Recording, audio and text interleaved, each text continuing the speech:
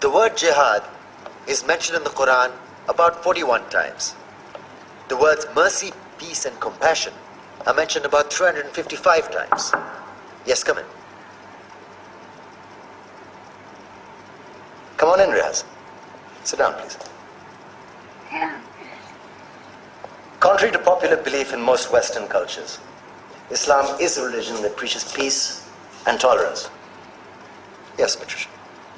If Islam truly is a religion that preaches peace, then how come the world's most troubled spots, the West Bank, Afghanistan, Pakistan, Iraq, they're all plagued with Islamic terrorism? Well, that depends on your definition of terrorism. Some might argue that the US invasions of countries like Iraq and Afghanistan are also acts of terrorism. No, those were acts of war to get rid of despotic regimes. Or a means of getting at a country's oil. Conspiracy theories. Well, Yeah? Yes, please. Go ahead, Riaz. Mr. Khan is right. I mean, if we're talking about terrorists, the world's biggest terrorists are the white superpowers. Come on now. No, really, stop and think about it. Explain 9/11. Okay.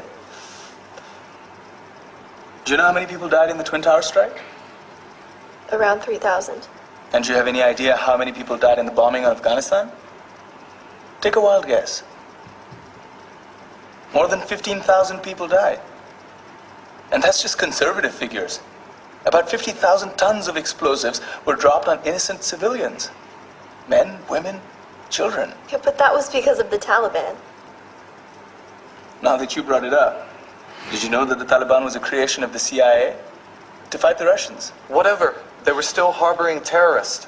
Yeah, right. Terrorists that were never found. Just like the weapons of mass destruction that were never found in Iraq. Do you want to get into the death toll in Iraq? 500,000 civilians and counting.